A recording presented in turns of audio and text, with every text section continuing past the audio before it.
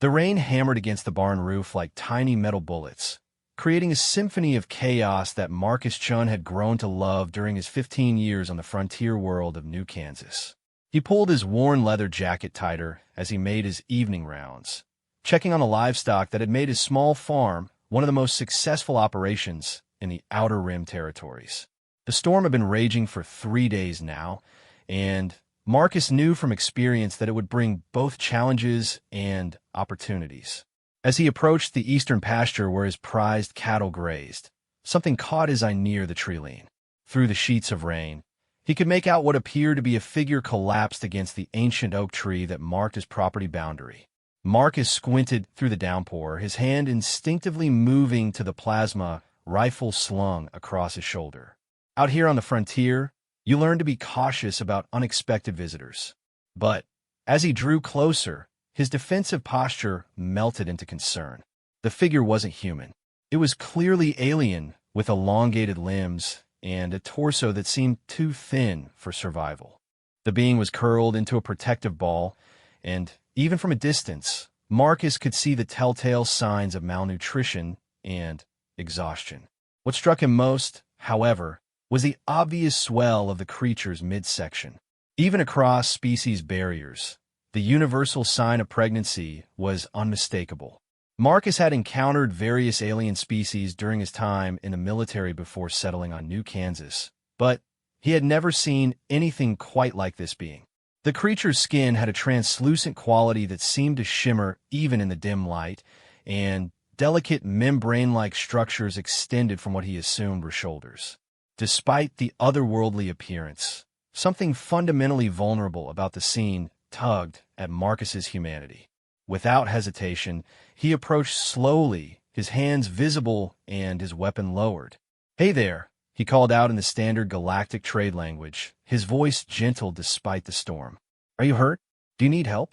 The alien's head lifted slightly, revealing large, multifaceted eyes that reflected the lightning flashes like prisms. The face was angular and elegant, with features that conveyed both intelligence and desperate fear. When the being tried to speak, only weak chirping sounds emerged, barely audible above the storm. Marcus knelt down in the mud, ignoring the cold rain soaking through his clothes. Up close, he could see that the alien was in terrible condition. The translucent skin showed signs of severe dehydration, and the creature's breathing was labored and irregular. Most concerning was the way the being protectively cradled the swollen abdomen, as if trying to shield the unborn child from harm. "It's okay," Marcus said softly, switching to the universal gesture language that most spacefaring species understood. "I'm going to help you. My name is Marcus. I have food and shelter." The alien's eyes widened with a mixture of hope and suspicion. In halting gestures, the being managed to communicate basic information. The name was something like Zephyra, though the exact pronunciation was lost in translation.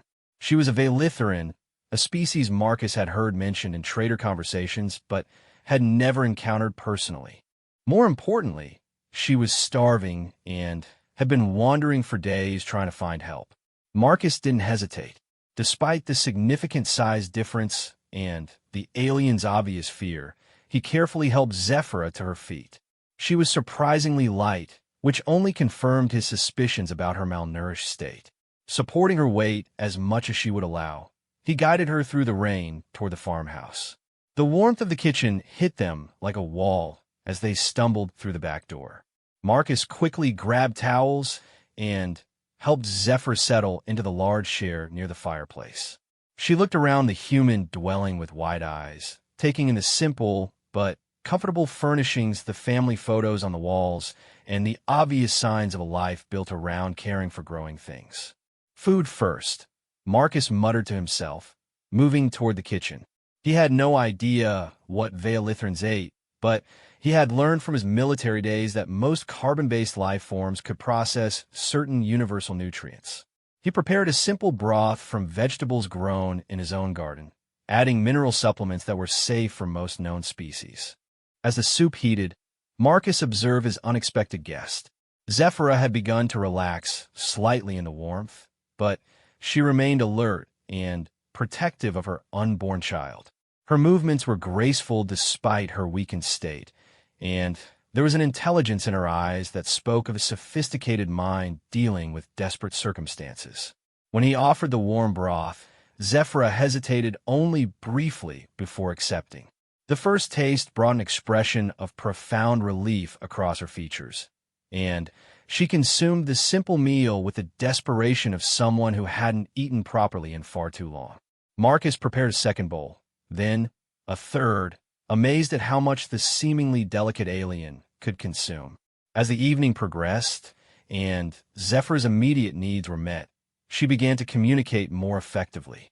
Through a combination of trade language, gestures, and eventually a translation device Marcus retrieved from his old military gear, a heartbreaking story emerged.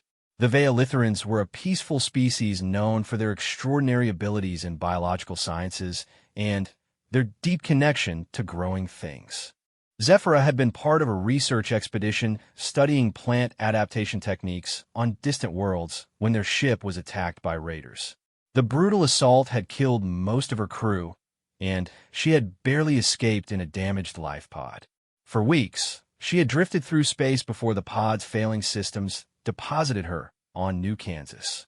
She had been wandering the wilderness for days, growing weaker as her body struggled to nourish both herself and her developing child. Veolitharan pregnancy was a complex process that required specific nutrients and environmental conditions, none of which were available in the wild. What struck Marcus most was not just the tragedy of her situation, but the way she spoke about her unborn child. In Veolitharan culture, pregnancy was considered a sacred responsibility not just to the individual family, but to the entire species. The genetic diversity and accumulated knowledge of generations was passed down through complex biological processes that made each birth precious beyond human understanding. As the night wore on, Marcus found himself deeply moved by Zephyra's story and her obvious love for her unborn child. He had always been drawn to caring for living things, whether plants, animals, or in this case, a desperate alien mother. The decision to help wasn't really a decision at all. It was simply what needed to be done. He prepared the spare bedroom, adding extra blankets and adjusting the temperature controls to accommodate Zephyra's different physiology. He showed her how to use the communication system if she needed anything during the night and assured her that she was safe for as long as she needed to stay. Before retiring to his own room, Marcus stood in his kitchen looking out at the storm that was finally beginning to weaken. He had no idea that his simple act of kindness was about to set in motion events that would reshape humanity's place in the galactic community. He only knew that a pregnant being had needed help, and he had been in a position to provide it. That night, as Zephyra slept peacefully for the first time in weeks, and her unborn child grew stronger in the warmth and safety of the human farmhouse, the first threads of a story that would become legend throughout the galaxy began to weave themselves together. In the morning, Marcus would discover just how extraordinary his guest truly was, and how his simple act of human decency would ripple outward to touch billions of lives across the stars. The rain continued to fall gently against the windows, washing the world clean and preparing it for the remarkable events that were about to unfold. In the barn, the cattle settled in for the night, unaware that their simple farm had become the stage for one of the most important first contacts in galactic history. And in the spare bedroom, an alien mother placed a protective hand over her growing child and whispered ancient prayers of gratitude in a language older than human civilization. The galaxy was about to learn something new about humanity, though it would take time for the full impact to be understood. Marcus Chun, simple farmer and veteran, had just planted the seeds of a transformation that would bloom across the stars. Marcus woke before dawn to the sound of soft humming coming from somewhere in the house. For a moment, he lay still in the pre-dawn darkness, wondering if he had dreamed the events of the previous night. But the melodic, otherworldly sound confirmed that Zephyra was real and apparently feeling well enough to sing. He found her in the kitchen, standing before the large window that faced his vegetable gardens. The storm had passed, leaving the world washed clean and gleaming under the early morning light. Zephyra had somehow intuited how to operate his coffee maker and had prepared a pot using the supplies she had found. The sight of the alien mother making herself at home in his kitchen brought an unexpected warmth to Marcus's chest. "Good morning," he said in trade language, and Zephyra turned to face him with what he was learning to recognize as a smile. Her color had improved dramatically overnight, and there was a vitality in her movements that had been completely absent the night before. "Good morning, Marcus Chun," she replied, her pronunciation of his name carrying musical tones that made it sound like poetry. "I hope I did not wake you with my morning songs. It is a tradition among my people to greet the growing light with gratitude." Marcus poured himself coffee and offered some to Zephyra, who declined with graceful gestures. Instead, she had been drinking water infused with herbs she had somehow identified in his garden as compatible with her physiology. The fact that she could instinctively recognize safe plants spoke to her species' deep connection with growing things. As they shared the quiet morning, Zephyra began to open up about her people and their culture. The Veolitherans were ancient, far older as a spacefaring species than humans, but they had never been conquerors or empire builders. Instead, they served as gardeners to the galaxy, traveling between worlds to study and nurture plant life that formed the foundation of most planetary ecosystems. "We are healers of worlds," Zephyra explained, her hands moving gracefully as she spoke. "Where others see empty planets, we see potential gardens.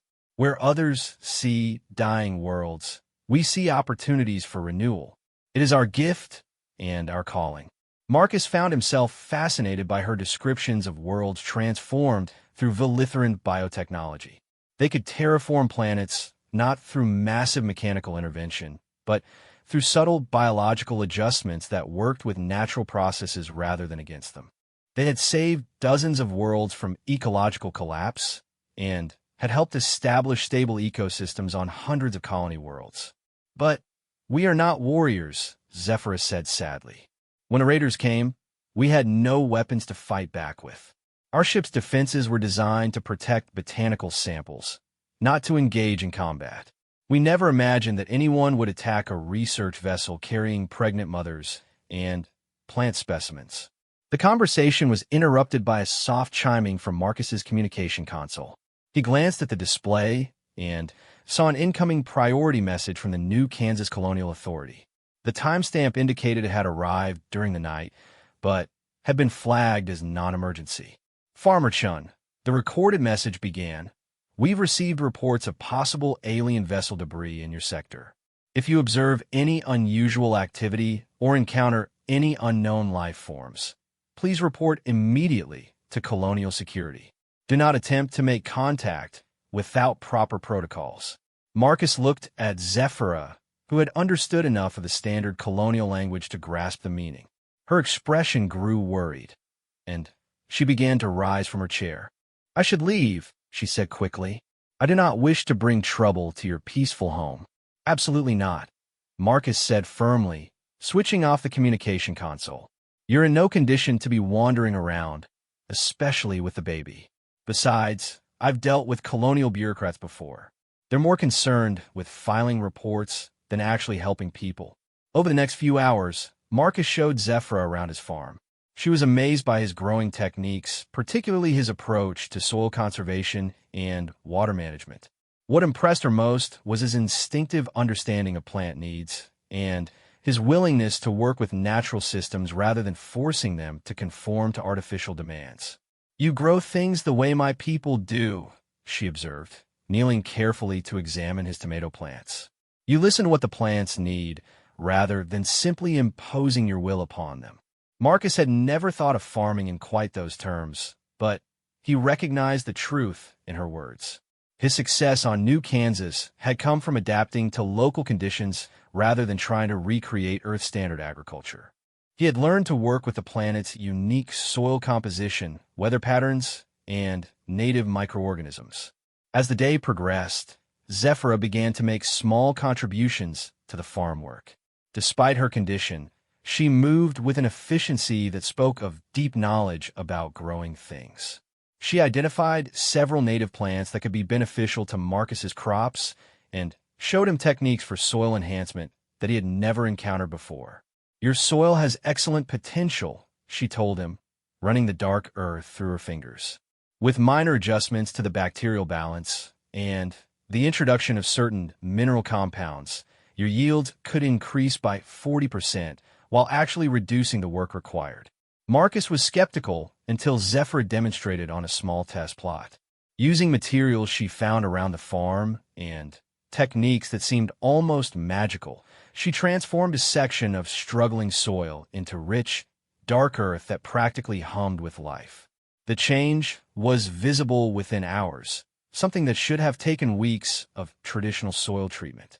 That evening, as they prepared dinner together, Marcus began to understand that he was hosting someone whose knowledge could revolutionize agriculture throughout the human colonies. But more than that, he was beginning to genuinely care for Zephyra as a person. Her gentle humor, her obvious love for growing things, and her fierce protective instinct toward her unborn child reminded him of the values that had led him to choose farming over the military career that had seemed to be his destiny.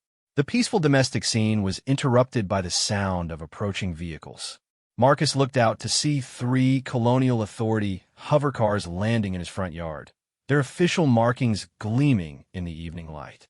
Armed security officers emerged from the vehicles, followed by a bureaucrat in an expensive suit who clearly considered himself to be in charge of the situation. "Farmer Chun," the bureaucrat called out, not bothering to approach the house. "We need to speak with you about possible alien contact. Please step outside for debriefing." Marcus felt Zephyra tense beside him.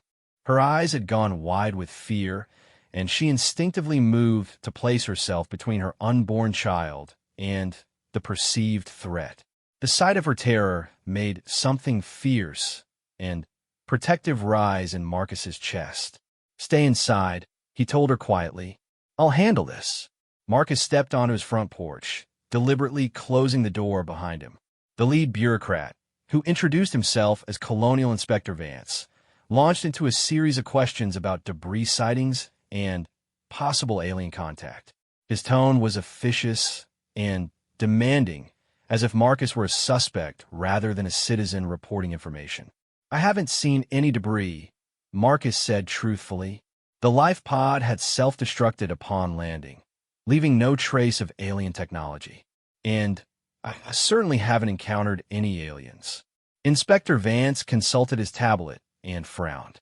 "Our sensors detected unusual energy signatures in this area 2 days ago. We also received reports of unidentified lights in the sky. Are you certain you haven't observed anything unusual?" Marcus maintained his casual demeanor while his mind raced. These bureaucrats weren't here to help anyone. They were here to collect intelligence and assert colonial authority. If they discovered Zephyra, she would undoubtedly be taken to some research facility for study, with no regard for her welfare or that of her unborn child. "Inspector," Marcus said, letting a note of irritation enter his voice, "I've been farming this land for 15 years. I see unusual lights in the sky every time there's an ion storm. I see energy signatures every time someone fires up a plasma cutter. If there were aliens on my property, don't you think I'd have noticed?" The inspector's eyes narrowed, but he seemed satisfied with Marcus's response. After a few more questions and a cursory examination of the farm's perimeter, the Colonial Authority team departed with warnings to report any unusual activity immediately. Marcus waited until the hover cars disappeared into the distance before returning to the house. He found Zephyra sitting in the kitchen, her hands trembling slightly as she tried to maintain her composure. The stress of hiding had taken a visible toll on her, and Marcus realized that the constant fear was dangerous for both mother and child. "They're gone," he said gently, sitting down across from her. "But they might come back." Zephyr nodded, her eyes reflecting both gratitude and resignation. "I understand if you cannot continue to help me," she said quietly. "I do not wish to bring danger to you or your home." Marcus looked at this remarkable being who had already taught him so much about caring for growing things and who carried within her the future of her species. The decision had already been made the moment he saw the colonial officer's callous disregard for anything beyond their bureaucratic procedures. "You're not going anywhere," he said firmly. "This is your home for as long as you need it. And anyone who has a problem with that will have to go through me first." That night, as they made plans to ensure Zephyr's continued safety on the farm, neither of them realized that their growing friendship was already beginning to plant seeds of change that would eventually transform the relationship between humans and the broader galactic community. The galaxy was about to learn that when humans decided to protect something, they did so with a determination that could move worlds. 3 weeks had passed since the colonial authorities' visit, and Marcus's farm had been quietly transformed into something extraordinary. Working together, he and Zephyrah had implemented growing techniques that produced results that seemed almost miraculous. His crop yields had increased dramatically while requiring less water and fertilizer than ever before. More importantly, the plants themselves seemed healthier, more resistant to disease and weather fluctuations. The changes went beyond mere agricultural improvement. Zephyr's presence had brought a sense of purpose to Marcus's work that he hadn't felt since his military days. Every morning brought new discoveries as she shared knowledge accumulated over millennia of Veilithran cultivation techniques. She taught him to read the subtle signs that plants use to communicate their needs, to understand the complex relationships between soil microorganisms and root systems, and to work with natural cycles rather than against them. But the most remarkable change was in Zephyrah herself. The starving, desperate refugee who had collapsed in his field had been replaced by a vibrant, confident mother-to-be whose pregnancy was progressing beautifully. The proper nutrition and safe environment had allowed her natural radiance to emerge, and Marcus found himself constantly amazed by her grace and wisdom. "Today, I think the child quickens strongly," Zephyrah announced one morning, her hand resting on her expanding abdomen. In the weeks they had lived together, Marcus had learned to recognize the subtle signs of Veilithran emotion in her translucent features. Today, she practically glowed with joy. Marcus felt a strange pride at the announcement, as if he were somehow responsible for this miracle of new life. In a way, he supposed he was. The safety and nourishment he had provided had allowed Zephyr's pregnancy to progress normally, something that would have been impossible if she had remained lost in the wilderness. Their peaceful routine was interrupted by an urgent chiming from Marcus's long-range communication array. The incoming signal was using military encryption protocols that he hadn't heard in years, and the source identifier made his blood run cold. It was from his old unit commander, General Sarah Morrison, transmitted directly from Earth Defense Command. "Marcus," came the familiar voice as the message played. "We need to talk. Priority Alpha. Respond on secured channel 7 immediately."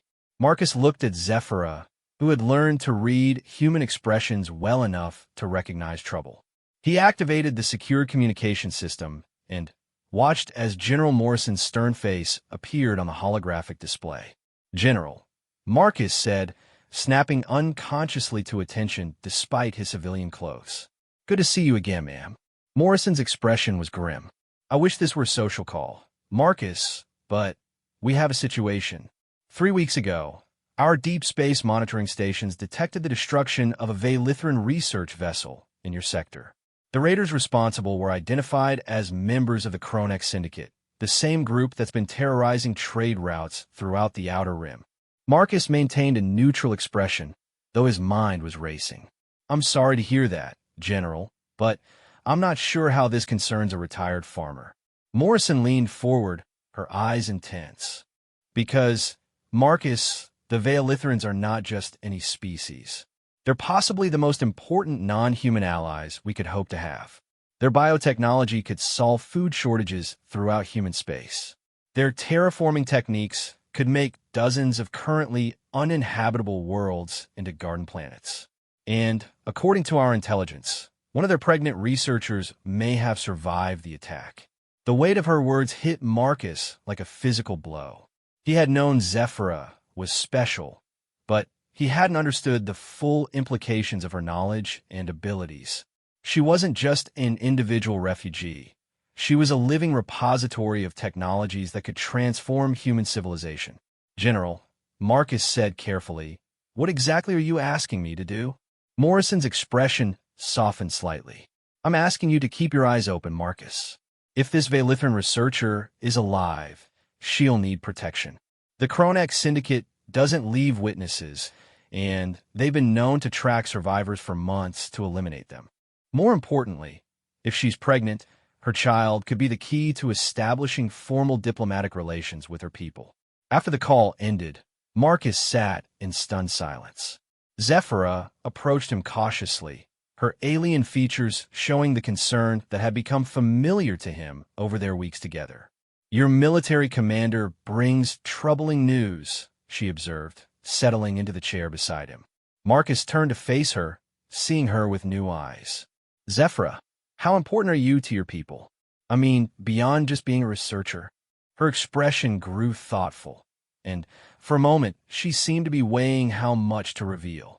"I'm what you might call a gene keeper," she said finally. "Among my people, certain bloodlines carry enhanced abilities in biological manipulation and terraforming. These traits are carefully preserved and passed down through specific family lines." She paused, her hand moving protectively to her abdomen. "My child will carry genetic markers that have been refined over thousands of generations. In your terms, you might say she will be born with an intuitive understanding of biological systems that others must study for centuries to achieve." Marcus felt the full weight of responsibility settling on his shoulders. He wasn't just sheltering a refugee. He was protecting the future of interspecies cooperation and possibly the advancement of human civilization itself. Over the next few days, Marcus began implementing security measures around the farm. His military training kicked in as he established observation posts, early warning systems, and defensive positions that could protect Zephyra without being obvious to casual observers. He also reached out to carefully selected contact from his military days, people he trusted who might be willing to help if the situation deteriorated. Zephyra watched these preparations with growing understanding. "You believe the raiders will come," she said, not as a question, but as a statement of fact. Marcus nodded grimly. "The Kronak Syndicate are thorough. If they know you escaped, they'll track you down eventually. When they do, we need to be ready." To Marcus's surprise, Zephyra didn't seem frightened by the prospect. Instead, there was a steel in her expression that reminded him of his most determined soldiers. "Then, we must ensure they find more resistance than they expect," she said quietly. Together, they began preparing for what seemed like an inevitable confrontation. Zephyra shared knowledge about Valithran defensive biotechnology, techniques that could enhance human capabilities and create biological barriers that would confuse and deter attackers. Marcus contributed tactical knowledge and weapons expertise that could maximize their defensive capabilities. But their preparations were about more than just survival. As they worked together to fortify the farm, their partnership deepened into something that transcended species boundaries. They were no longer just human and alien, farmer and refugee. They had become a team united by shared purpose and mutual respect. The breakthrough came when Zephyra introduced Marcus to the concept of biological communication networks. Using modified plant organisms, she could create a surveillance and communication system that extended throughout the farm and into the surrounding wilderness. The plants themselves became sensors and transmitters, creating an early warning network that was both undetectable and incredibly effective. "Your people would call this science," Zephyra explained as she demonstrated the technique. "But for us, it is simply the natural way of things. All life is connected. We merely learn to listen to the conversations that are always happening around us." Marcus watched in amazement as she coaxed the modified plants into forming communication links that stretched across miles of farmland. Within hours, They had created a defensive network that would make it virtually impossible for anyone to approach the farm undetected. As the sun set on another day of preparation, Marcus realized that his simple act of kindness toward a desperate alien mother had evolved into something much more significant. He was no longer just protecting Zephyra and her unborn child. He was helping to prepare for a confrontation that could determine the future of human-alien relations. The Kronex Syndicate might be coming, but they would find that one human farmer and one pregnant alien researcher could accomplish remarkable things when they worked together. The galaxy was about to learn that humans didn't just protect those they cared about.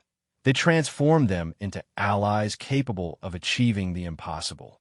That night, as Marcus checked the perimeter one final time, he felt a strange sense of anticipation rather than dread. Tomorrow might bring danger, but it would also bring an opportunity to show the universe exactly what humans were capable of when they decided to stand their ground and fight for what was right. The attack came at dawn on what should have been a peaceful morning. Marcus was in the barn checking on his cattle when the biological alarm network that Zephyra had created began pulsing with urgent warnings. Throughout the farm, modified plants flickered with bioluminescent patterns that indicated multiple hostile contacts approaching from 3 different directions. Marcus's military instincts kicked in immediately. He activated his personal communicator and spoke urgently into it. "Zephyra, we have company. Multiple contacts, coordinated approach. Get to the safe room now." Zephyr's voice came back calm and determined. "I'm monitoring the network. 12 attackers in powered armor, moving with military precision. These are not simple raiders, Marcus. They are professionals." Marcus cursed under his breath as he grabbed his weapons and tactical gear from their concealed positions around the barn. The Kronex Syndicate had sent a full military team, which meant they understood exactly how valuable Zephyra was. This wouldn't be a simple raid. It would be a precision extraction operation designed to capture her alive. Through the biological network, Marcus could track the attackers' movements with incredible precision. Zephyra's plant-based surveillance system provided real-time intelligence that was far superior to any military technology he had used during his service. He could see that the team was moving with textbook coordination, establishing overlapping fields of fire and blocking all potential escape routes. But the attackers had made one crucial mistake. They had assumed they were dealing with a simple farmer and a helpless alien refugee. They had no idea that their targets had spent weeks preparing for this exact scenario. Marcus activated the first defensive measure as the lead attacker reached the boundary of his property. Hidden throughout the farm, Zephyr's modified plants began releasing clouds of spores that were harmless to humans and Veolitherans but would severely interfere with the electronics in powered armor. The attacking soldiers suddenly found their targeting systems glitching and their communication arrays producing static. "What the hell is happening to our gear?" Marcus heard one of the attackers shout through the interference. The biological countermeasures bought precious time, but Marcus knew they wouldn't be enough. He moved through the farm using concealed passages that he and Zephyra had prepared, positioning himself to take advantage of his intimate knowledge of the terrain. The first confrontation came as Marcus emerged from a hidden position behind one of the disabled attackers. His military training took over as he moved with lethal efficiency, neutralizing the threat before the soldier could raise an alarm. The powered armor that should have made the raider nearly invincible had been reduced to dead weight by Zephyra's biological warfare. But the Kronek team adapted quickly to the unexpected resistance. Their leader, a scarred veteran whose armor seemed less affected by the spores, began coordinating a more cautious advance toward the farmhouse. "Target is more resourceful than anticipated," the leader growled into his communicator. "Switch to manual targeting and close-quarters protocols. Whatever's jamming our systems won't help them in a direct firefight." Marcus realized he was facing an experienced military commander who wouldn't be easily fooled by defensive tricks. It was time to reveal another surprise that he and Zephyra had prepared. Throughout the farm, carefully cultivated vines and root systems that had seemed like normal agricultural modifications suddenly revealed their true purpose. Guided by Zephyr's biocontrol techniques, the plants began actively interfering with the attacker's movement. Vines wrapped around ankles, roots shifted to create unstable footing, and thorny barriers sprouted from the ground to block advance routes. "This is impossible," one of the attackers shouted as he found himself trapped by vegetation that seemed to move with malevolent intelligence. "Plants don't behave like this." Marcus couldn't help but smile grimly as he watched trained soldiers being outmaneuvered by agriculture. Zephyr's abilities went far beyond anything the raiders had encountered before, and their confusion was giving him tactical advantages he had never dreamed possible. But the real surprise came when Zephyra herself joined the battle. Despite her pregnancy and Marcus's protests, she had refused to remain hidden in the safe room. Instead, she had positioned herself in the farmhouse's upper level where she could coordinate the biological defenses while providing tactical support. "Marcus," her voice came through their communication link, "I am reading elevated stress patterns from the lead attacker. His armor's life support systems are compensating for combat stims. If you can force him to maintain high exertion for another few minutes, his enhancement drugs will begin to metabolize in ways that will slow his reaction times." Marcus was amazed by her ability to analyze the attacker's biological states through the environmental sensors her plants provided. She was essentially conducting detailed medical scans of hostile soldiers through their armor, providing intelligence that no human military force had ever possessed. Using this information, Marcus began conducting a strategic retreat that forced the lead attacker to pursue him through increasingly difficult terrain. The combination of biological obstacles and tactical positioning gradually wore down the enhanced soldiers' chemical advantages. The turning point came when Marcus managed to separate the leader from his remaining team members. In a one-on-one confrontation on ground of his choosing, the farmer's superior knowledge of local conditions and Zephyr's real-time biological intelligence gave him advantages that military technology couldn't overcome. The fight was brutal but brief. When it ended, the leader of the Kronek team lay unconscious, his powered armor disabled, and his enhancement drugs neutralized by targeted biological agents that Zephyra had deployed through the air itself. "Surrender," Marcus called out to the remaining attackers, his voice carrying across the farm through Zephyra's plant-based communication network. "Your leader is down, your equipment is compromised, and you're surrounded by defensive systems you don't understand. You have no chance of completing your mission." For a moment, the farm fell silent except for the natural sounds of morning. Then, one by one, the surviving members of the Kronek team began laying down their weapons. They were professional soldiers, and they recognized when a tactical situation had become untenable. As Marcus secured the prisoners and disabled their equipment, he realized that something unprecedented had just occurred. A simple human farmer and a pregnant alien researcher had not only survived a professional military assault, but had decisively defeated it using techniques that combined human tactical knowledge with alien biotechnology. But the real revelation came as Zephyra emerged from the farmhouse, moving carefully but radiating a sense of profound satisfaction. She approached the disabled leader of the attacking force and knelt beside him, her hands glowing with a soft bioluminescence. "He will live," she announced after a moment. "The chemical enhancement damage to his nervous system can be repaired, though it will take time. His memories of our capabilities will remain intact." Marcus looked at her in amazement. "You're going to heal him? After he tried to capture you?" Zephyr's expression was serene. "It is the way of my people to preserve life whenever possible. But, more importantly, he will return to his employers with a very clear message about what happens to those who threaten pregnant mothers and their protectors." As the morning sun climbed higher, Marcus began to understand the true significance of what had just transpired. They hadn't just won a battle. They had demonstrated something that would reshape the galaxy's understanding of both human determination and Velithran capabilities. The prisoners would be handed over to colonial authorities, but their reports would eventually reach the highest levels of both human and alien governments. the story of a human farmer who had protected an alien mother, and the remarkable defensive capabilities they had developed together would spread throughout known space. But perhaps most importantly, the bond between Marcus and Zephyra had been tested in battle and had emerged stronger than ever. They were no longer just allies of convenience. They were partners who had proven they could accomplish extraordinary things when they combined their different strengths. As they began the process of cleaning up after the battle, Marcus realized that this was only the beginning. The galaxy was about to learn that when humans decided to protect something, they didn't just fight for it.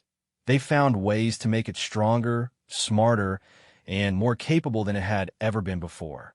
The real test, however, would come when word of their victory reached the wider galactic community. How would the universe respond to proof that humans and aliens could work together to achieve what neither could accomplish alone? 6 months after the battle that had repelled the Kronex Syndicate, Marcus Chen's farm had become the most famous piece of agricultural land in human space.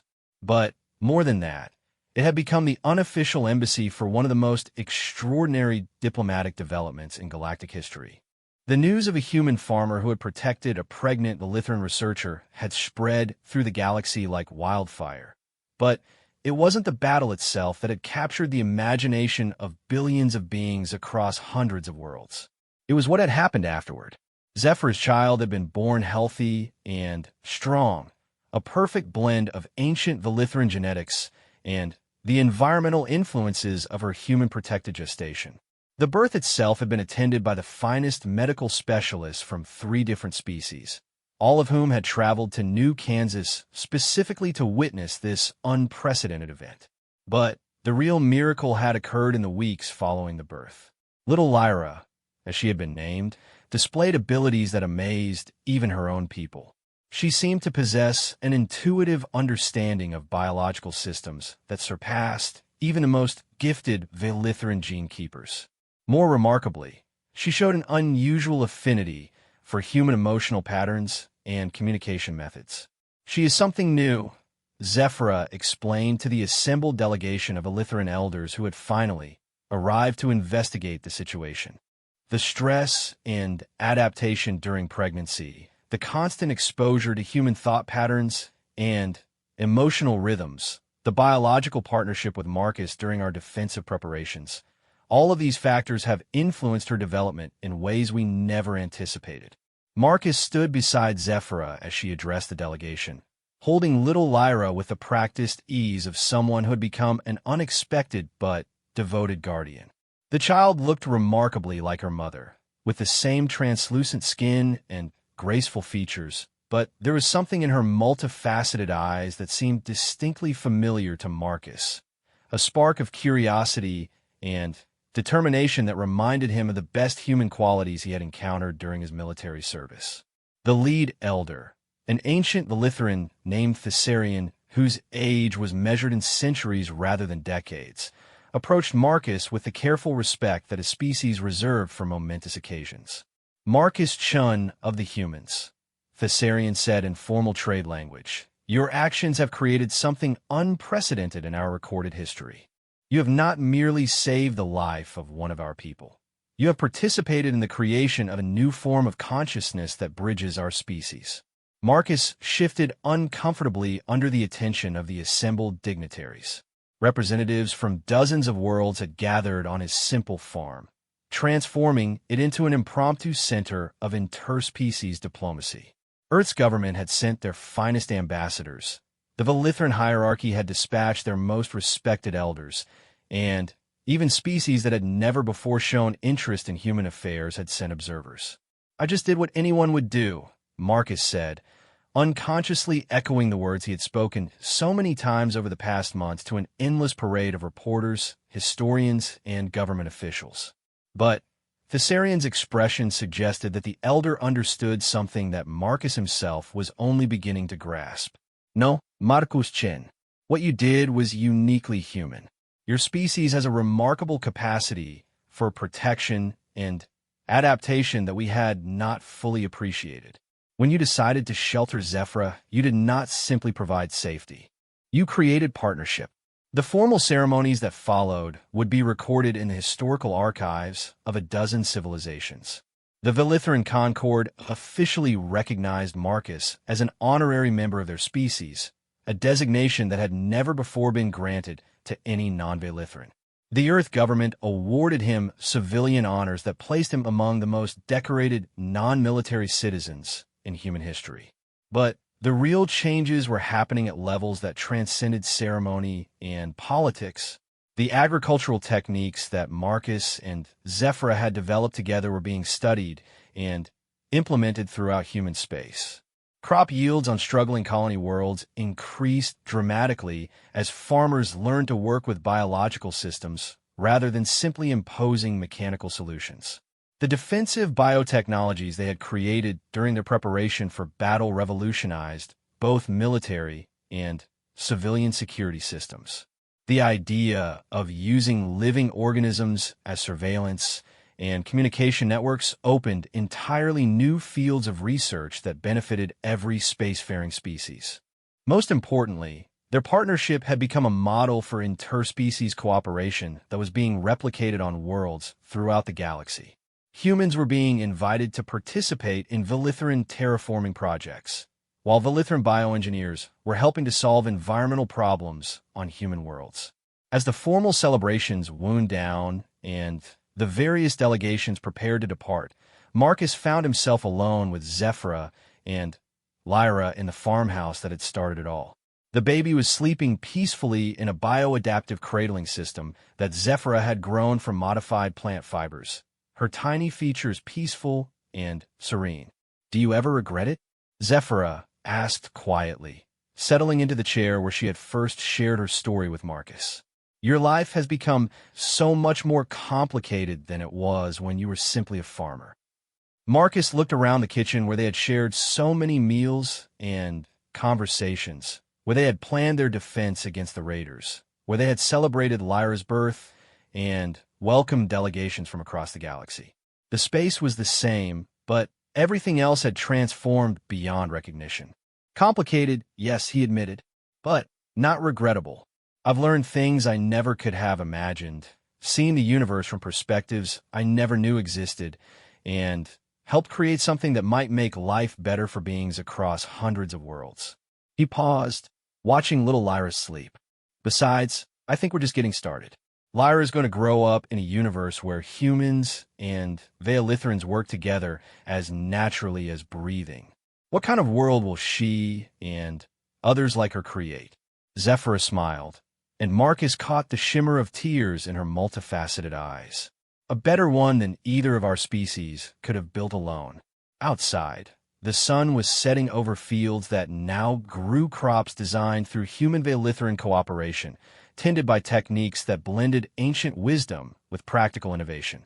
The barn housed not only Marcus's original cattle, but also experimental livestock that had been enhanced through biological partnerships that improved both their health and their productivity. But perhaps most remarkably, the farm had become a symbol of something that the galaxy had never seen before. It represented the possibility that different species could not just coexist, but could actively enhance each other's capabilities. The story of a human farmer who had sheltered a pregnant alien had become proof that cooperation and protection could transform individuals, communities, and entire civilizations. As night fell, Marcus stood on his front porch looking up at stars that no longer seemed distant and alien. Somewhere among those lights were worlds where human Velithran partnerships were beginning to flourish, where the techniques developed on his simple farm were helping to feed millions of beings, where the defensive systems they had created were protecting peaceful communities from those who would do harm. The galaxy had responded to a single act of human kindness by opening doors that had never before existed. And at the center of it all was a farm in the middle of nowhere where a retired soldier had decided that protecting a pregnant mother was more important than following regulations, and where that decision had planted seeds of change that would grow for generations to come.